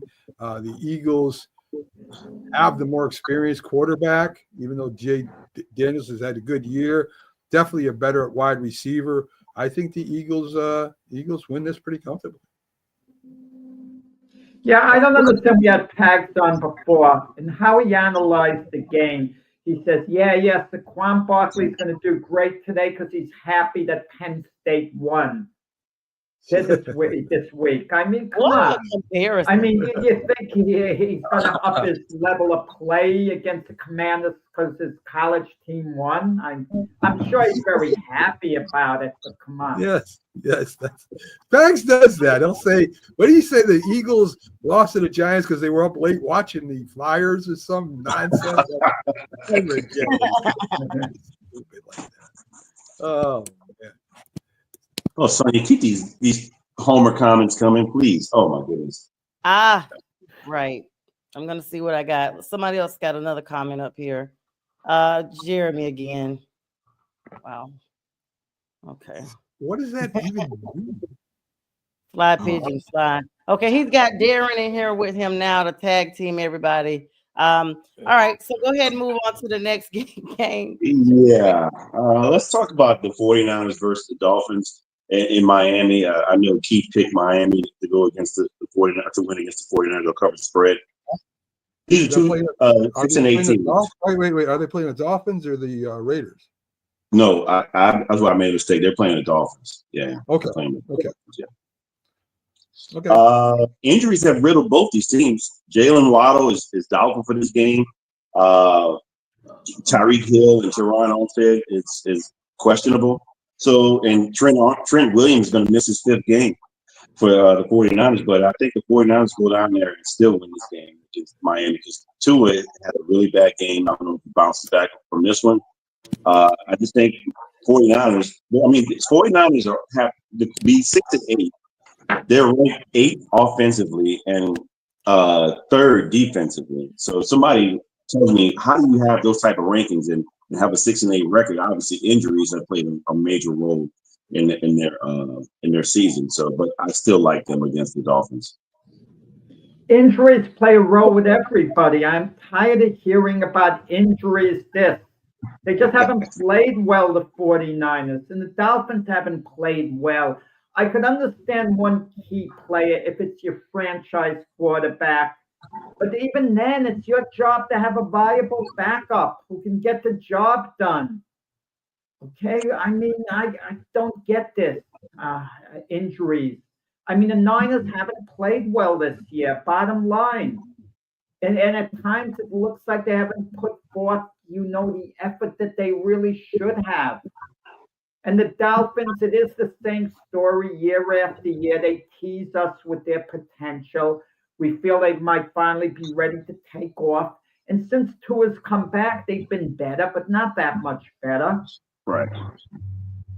I agree with that. I think this is a who cares game, right? Is anybody even going to watch this game besides the 49ers? It's worse than the Indianapolis Titans game. It's just a poop fest. Yes. Well, let's go to the Vikings versus the Seahawks then. I mean, obviously we mentioned some of the Vikings regarding some of these picks, but the Vikings are going to Seattle, and we mentioned Seattle's 3-5 at home. My question is, where's the 12th man at right now? What are they doing? I mean, they're no longer the Legion of Boom, and they don't really have a running game right now. I think the kid out of UCLA, Charbonnet, I think he might be out. And Ken Walker is their other running back, but they're going to need that to go against this Vikings defense. The Vikings defense is just unreal, and Sam Darnold's having a really good year so far. I mean, if the rules were the same, he'd be a great candidate for comeback player of the year. But I still like the Vikings here. They're 12-2. They're in the race with the Eagles. and Detroit. So I think they're going to go there and win this game, and they're not going to. It's not. I think it's not even going to be close. I think the Vikings win by 2 touchdowns. And yeah, before we get into that real quick, we had a late comment here that was pretty good about the a pretty good stat, I should say. That's something to take in consideration just to plug in with this Commanders Eagles game. And hi, Dolphus, good morning. Says I believe there's a pressure on Washington because they basically blew their own last game and struggled against the Saints and lost to Dallas. So they're saying that they may secure a wild spot after all, wild card spot. I mean, they're in very good shape. The Commanders at 9-5 right now, because when you look at the teams that are going to be getting in, the 3 teams, either Detroit or Minnesota, whoever doesn't win the division is going to be a wild card. Green Bay at 10-4, they're going to be a wild card. They're practically going to be a lock. And then you look at Washington, they're 1 game ahead of the Rams and Seattle, who are both tied for first place in their conference at 8-6. So yeah, I mean, it's a chance. Washington loses their last 3 games, but if they win one of their last 3, I believe they have an excellent chance to getting into the playoffs. Yeah, thanks for letting me plug that one in. I missed that comment earlier. Sorry about that. Okay, go ahead, J-Train. We're talking about the Vikings game right now. Well, tomorrow night, you see the glove fist thing on the board, 7 p.m. Eastern time. My co-host Frank Laterzo and myself are going to talk about the Fury Usyk fight that took place yesterday. All right, nice plug there for you, Jack Hirsch, the one and only. And since you're talking, Jack, tell me about your guy Sam Darnold. I mean, what do you think about him right now with the Vikings in their position? And is there a good opportunity for them to be Super Bowl contenders? Yeah, I kind of insulted the Vikings before, not meaning to, because I was saying the best scenario for the NFL, if it's not going to be Kansas City in the Super Bowl, because Kansas City is a big draw. Everyone's going to want to see, the Chiefs for obvious reasons, a number of reasons. But I said if Detroit played Buffalo, neither ever won the Super Bowl. Well, the Vikings never won a Super Bowl. If they played the Buffalo Bills in the Super Bowl, that would be nearly as good as Detroit. Detroit's never gotten to a Super Bowl, so it would be good to see them get there. But the Vikings and Buffalo, one of them would break through for the first time. I think if we're underrating any team in the NFL who could win it all, maybe we're underrating the Vikings. I thought Sam Darnold was going to have a very good year with the Vikings. But with their defense under Brian Flores, their defensive coordinator, their defense has been really, really good. And they have all these weapons. Hockenstein, tight end, Justin Jefferson, arguably the best receiver in the NFL, and Jordan Addison. Okay, it's Aaron Jones, running the ball. I mean, decent offensive line. They've been protecting Sam Darnold to a large degree. I mean, the Vikings might be slipping under the radar. This is a 12-2 team that we could be going to sleep on, perhaps. I agree. I agree. Yeah. What do you think, Matt? I think Jeremy is drank too much coffee this morning or something. I don't know what's going on with him. I didn't say that.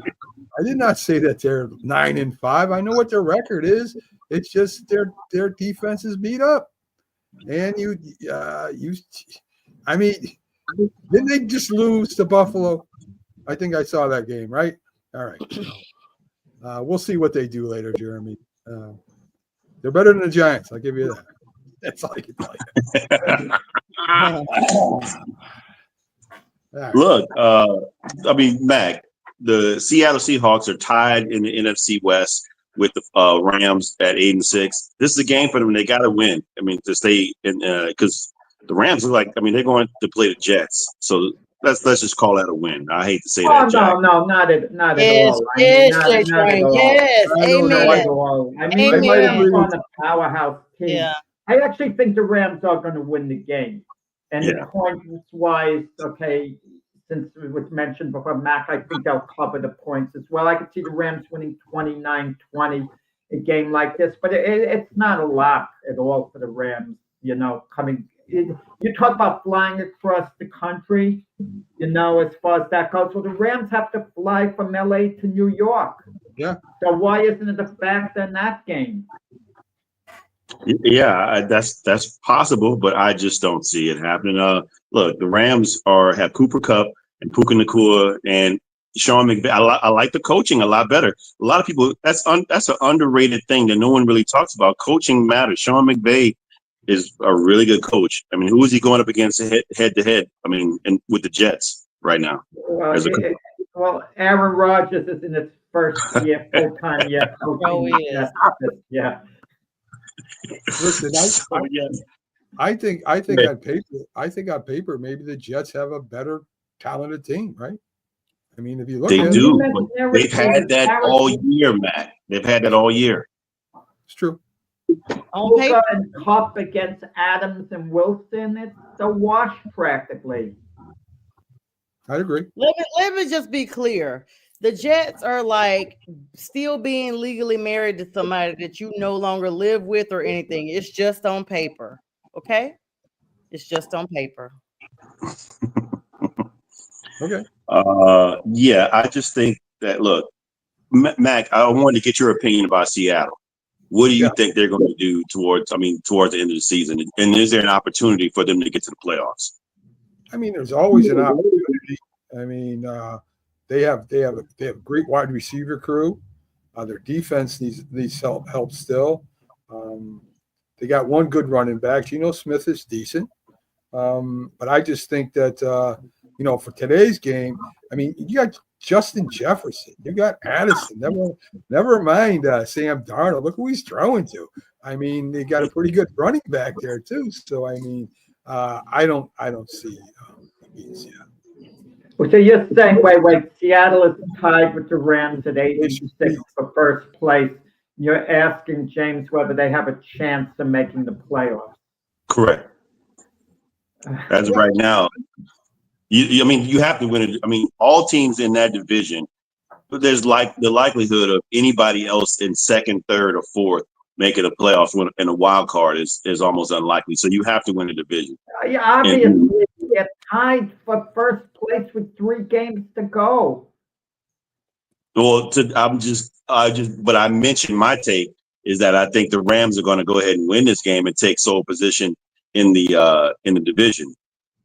Yes. So I think that. Division. And Arizona is a game down. Okay, that's 7-7. I'm not sure what the tiebreakers are with Seattle, Rams, and Arizona, but that could factor into things at the end. And I don't think any team in that division is going to be a wild card, unless Washington just loses, their remaining 3 games. And even then, they're not going to get a wild card out of that division. It's highly doubtful. It's possible, but doubtful. Good morning, Mike. He's on the network as well. Excuse me. He says Seattle needs to make some trades in off season. Good morning to you, Velda, as well. And of course, Jeremy has a follow-up comment. Well, Seattle did kind of indirectly address their quarterback situation at the beginning of this year. They got Sam Howell, thinking maybe he has the potential to turn into a starter, even though they were sticking with Geno Smith. But Sam Howell is not a starting NFL caliber quarterback. I mean, I'm not saying he can't develop and be better, but I wouldn't count on Sam Howell ever being the answer. And you can't just go out and get another quarterback. If you have a Geno Smith, he's okay. Obviously, you want to get someone better, but where are you going to get him from? It's not like just go out and get another quarterback. What is Eric Kahn start him in Seattle or Kirk Cousins? Come on. Might as well stick with Geno Smith. Let's give Big Mike Echo a plug here. He hosts Cheap Seats. And I'm trying to remember the other one, Michael. I can't remember. Put up there if because I just can't remember it right now. Does a great job on. He's on Twitter and of course he's on Roku. Big Cleveland Brown fan.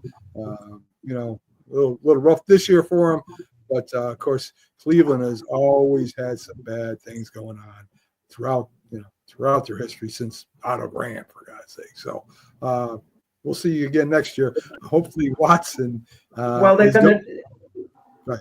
Mac, let's talk about Cleveland running it back for Watson because he has 2 years at big money. And It's on the again, with man cave. Cleveland, what I think Cleveland's going to do, if there's a quarterback they like that they can draft, I think the strategy is going to be draft him, have him hold a clipboard for a year because Watson's getting paid all this money. And I think that's how they'll address their quarterback situation next season. Because it just cut Watson. It's going to be a tremendous cap hit from everything we hear. Yeah. Yeah, And speaking of Cleveland, Mike Eckel is with the man cave, Mac. There you go. and Mike, speaking of Cleveland, they're playing the Bengals today. They benched Jameis Winston, and they're going to try DTR. Dorian Thompson Robinson. He's going to start today. I don't know how good he's going to do against the Bengals, but he has an opportunity because the Bengals has one of the worst defenses in all of football. But they also have one of the best offenses. So I just don't think. And one quick plug. It was announced that Bryce will be the continuing quarterback as well for the Panthers, even though Andy Dalton is back to 100%. That was announced Can you yesterday. stop me for that? Well, there's no need to announce that. That should be obvious. You will respect it. You will respect it. You're talking about quarterbacks going forward, and I forgot to mention it earlier. No, I don't mean you announcing it. The Panthers announcing it. Why? I mean, what's the sense in playing Andy The same reason why Aaron Rodgers is the coach of the Jets. The same reason why Aaron Rodgers is also the coach of the Jets. People, let's continue to talk about this game. Look. Yes. Cleveland and Cincinnati. Joe Burrow and company on offense is still rolling. Joe Burrow is leading statistically in every category. And if he had a semblance of any type of defense, he'd be in the race for MVP as well. But that being said, I got the Bengals in this game. I just think the Browns have had it. They're done. They've been done since the beginning of the season. There's no way they can keep up in the race, especially starting a third-string quarterback to see what he has. And they didn't even. They're not even allowing James. I mean, James has been bad the past few games. Jameis Winston is gone from the Browns next season. If they're going to bench him in this situation, he's gone. You know, he's a viable backup somewhere. I wouldn't mind him on my team, any team, because when Jameis Winston is playing well, he could be very good, but he's beyond hope with his interceptions and bad throws. It's unfortunate. Here. Instincts. You can't teach instincts, okay? And his instincts just are bad at times. You know, he'll take a team all the way down the field and he'll look great and then just make that one mistake, that one awful throw. And at this point, I hate to say it, I don't think it's correctable at this point. I don't think instincts are correctable. He's going to the XL League next year. I mean, he always had a problem reading defenses, right? And he had something to do with his eyes, and he said he got better.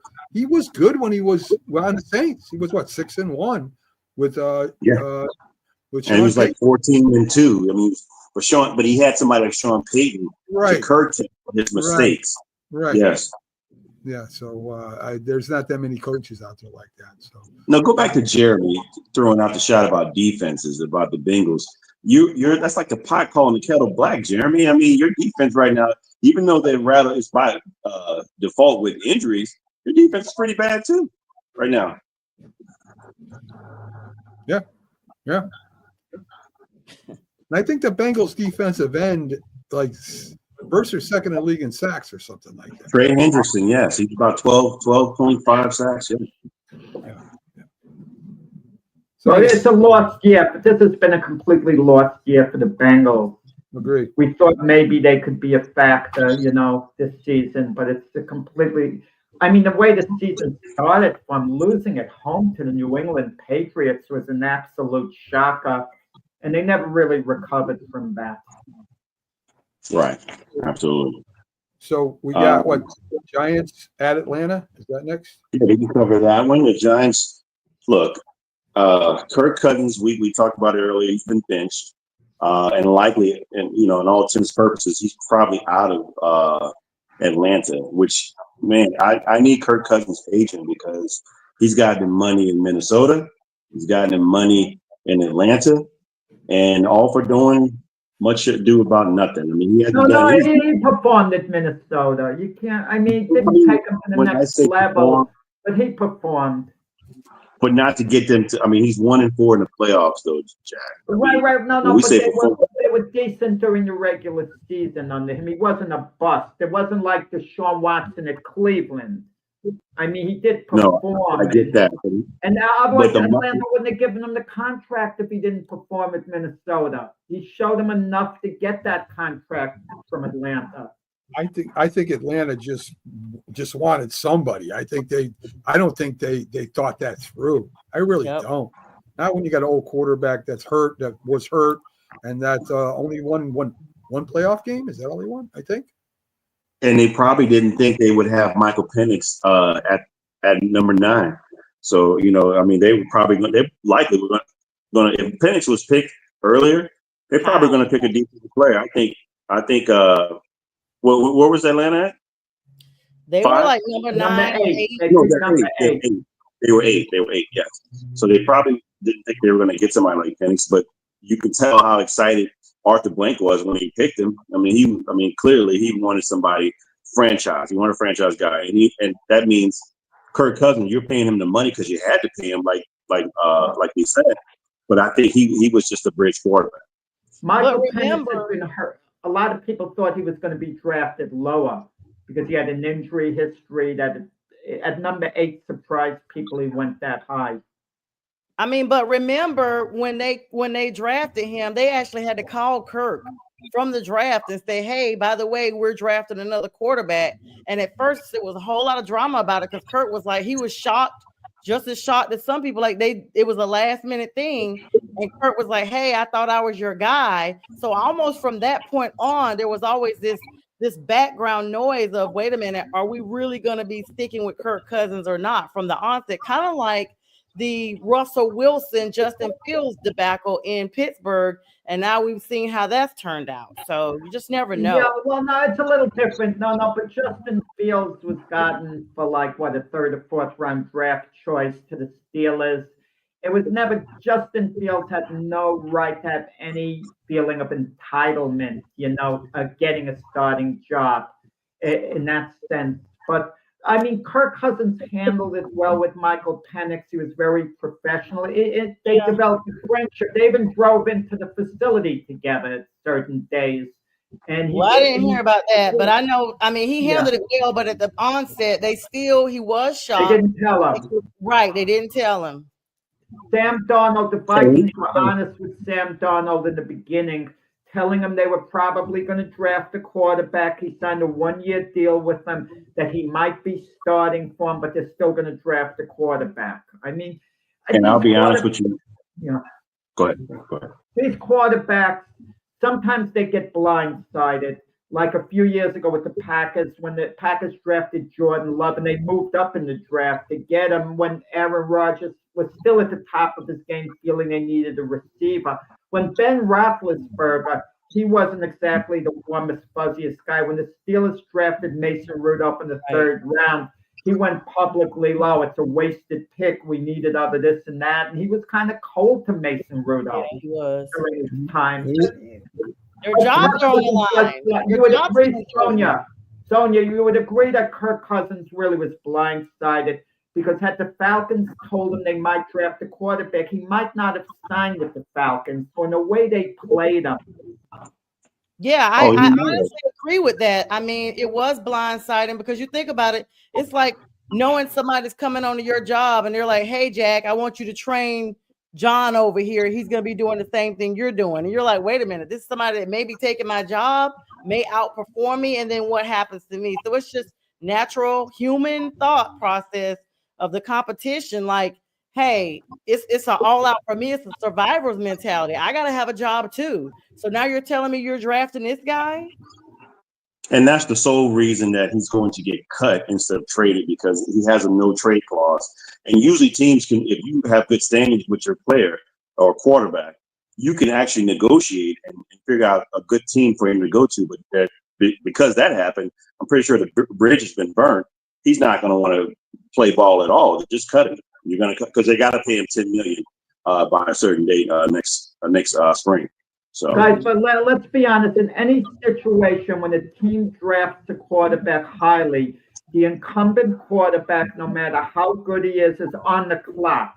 You know, it's a matter of time before they replace them. No GM and no organization is going to want to just move on from a guy they drafted highly and make it into a wasted pick, like the Vikings with J.J. McCarthy. They have a problem now. They can't just say, oh, Sam Darnold's our quarterback. We're moving on from J.J. McCarthy. Maybe, the Vikings offer Sam Darnold a 2-year deal at money that's comfortable for both sides.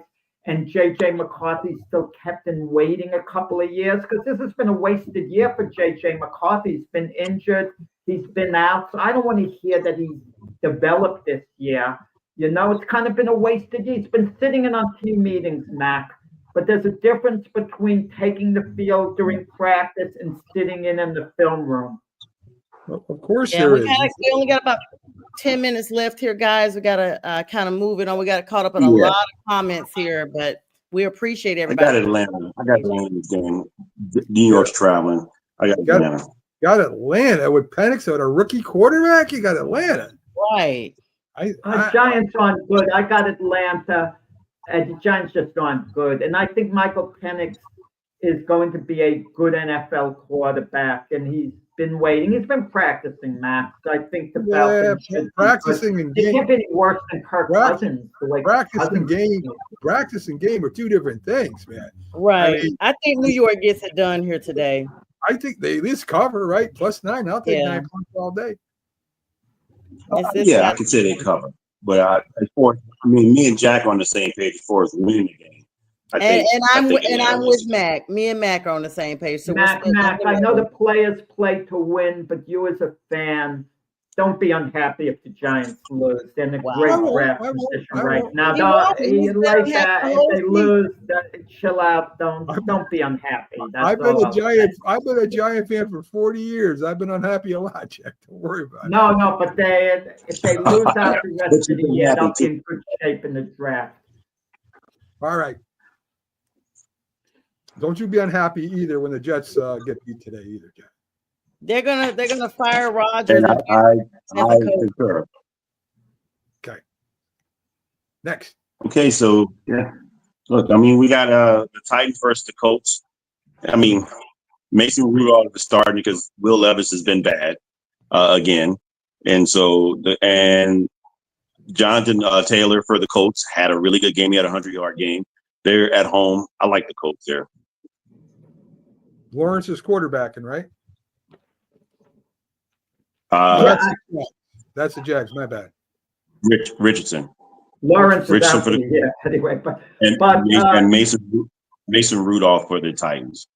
I like the Colts. Poor Mason Rudolph. He's been waiting for his opportunity forever at Pittsburgh. Mike Tomlin wanted him to stay there as a backup, but he moved on. He went to Tennessee. He played for them in the playoff game. At Pittsburgh, but in a playoff game, and didn't do badly. But he's getting a chance to audition. If he looks really good, Mason Rudolph, these next 3 games, maybe he gets a shot with Tennessee next season to start. But, I like the Colts in this spot. So close game, though. Very close game. How about you, Matt? Yeah, I like the Colts. Sonja? With Will Levis and his Jameis Winston-like interceptions. Will Levis isn't playing today unless he comes in, unless Mason Rudolph. Oh, that's right. They're playing, Mason Rudolph. They're playing. Okay. I think Mason actually may show up differently. He may get it done. I'm gonna be honest with you. It's gonna be a mess regardless, and I think it's in Indy, correct? Yes. Yeah. Well, I don't know. I'm gonna go the opposite. I'm gonna say Tennessee on this one. They said, "What's the Jets gonna do with Rodgers leaves? Game. Hired as a coach." Jeremy's right. The Titans do have a decent defense, so they have a shot in this game. Yeah. Yep. Well, that's it. Unless we That's want it, to talk guys? about the Jags versus the Raiders. I mean, Jags and the Raiders. Yeah. I mean, that's like the least to talk about, but I think the Jags win that game, even in Las Vegas. Yeah, I do too. Jags and Raiders. Oof. I don't know, y'all. Antonio Pierce got to do something to try to look formidable to keep his job because he's going to be out after this season. Oh, he's gone. He's gone. Oh, you don't know what Mark Davis is thinking of him, the owner. You never know. The owner might like it and decide to run it back with him. We don't know. We're speculating what perception is. But if Antonio Pierce is coming back next year, maybe he gets a shot because he's had to go the year without a quarterback. I'm going to defend Antonio Pierce now. No other head coach in the NFL has had as bad a quarterback situation as Antonio Pierce has had. And it's not really his fault. You know, that they went number 13 in the draft, great pick in Brock Bowers, but they really needed one of those 6 quarterbacks that went ahead. And right now, if the season ended, they'd have to tie break over the Giants. And I could see Shedeur Sanders, you know, in a Raider uniform. And if they win a couple of games, the rest of the year, wow, they're going to fall out of the quarterback sweepstakes. So they're better served. His dad has gone on the record. Yeah, Coach Prime has gone on the record as saying that he wants Shedeur to go to Vegas as well. So wow, he clearly has some type of relationship with Antonio Pierce. Yeah, I mean, I don't know. All the guys that stood up for Antonio Pierce have left and don't seem like they're behind him anymore at the Raiders. So I don't know what's going on. Right. The Jets I agree. did draft a quarterback last year, but that's beside the point. Okay. What were you saying, J-Train? I said at the end of the day, like Mac was saying, they're not backing him because at the end of the day, winning matters. And having a good organization. That organization has been dysfunctional for a long time. Yeah, that locker room has been in a disarray for a very long time. But it's so odd that now that Devontae Adams has gone to, it's like once players leave a franchise, then you hear all the bad stuff from that fan base and from that locker room. I mean, it goes all the way back to Dez Bryant when he was in Dallas, and everybody was talking about all the drama. They basically had blackballed him to the point that even when the Saints picked him up and he had that injury during the preseason, during practice, that kind of just ended him because of the reputation. And I see that same thing is kind of, you know, a trending thing now. Like when you start talking about, okay, this locker room was this locker room was that, you guys just have had a mask over it the whole time, kind of like keeping it in-house until this person goes elsewhere. Then it's like all gloves off. Yeah. Yeah, they said the Jets need a quarterback. Well, no. I'm thinking the Raiders. Could you imagine this scenario? They draft Shedeur Sanders. And I'm Mark Davis, and I sit down to meet with Dion, and I say, come over. You'll be my head coach. You coach your son there. It might be tempting for him to leave Colorado. I don't think he leaves college. I don't think so either, but it's not out of the question if he could coach Shedeur with the Raiders and have that NFL position. But I agree with you both about him not leaving Colorado. I don't think think he not would. on the level as he's been in high school and college. He wants to get to the top and at least prove people, and he proves himself that he can win at this level, and then possibly go to the level. But until then, he'll be either in Colorado or take another better job in college. Totally different coaching kids than men. Totally different. Totally. You got exactly. And I always say that you got people that have already been professionals or trying to be professionals, all of that. And so it's you lose the element of being able to have that formation of mentorship, in my opinion, as far as kids versus grown men. They're saying, do you want Sanders on the Jets? Oh, absolutely. But they're not going to be able to draft him. He'll go before then. All right. And that's going to be the show for today, guys. Join us tonight for the NFL Download Show. That's tonight at 7 p.m. Eastern Standard Time. Mac, Jack, J-Train, Keith Engel, Pags. It's been an amazing day. And, of course, We have lots of shows on you for you. Roku channel, download 24-hour sports without the cost of cable, and 3.4-star rating on the Roku app. Look for Northeast Professional Sports. And with that, we all will bid you all a good day. Merry Christmas, happy holidays, and we'll see you on the next time. Yes, sir. You're watching National Streaming Sports. Over 20 podcasts, 70 shows, and a 3.5-star rating on Roku TV.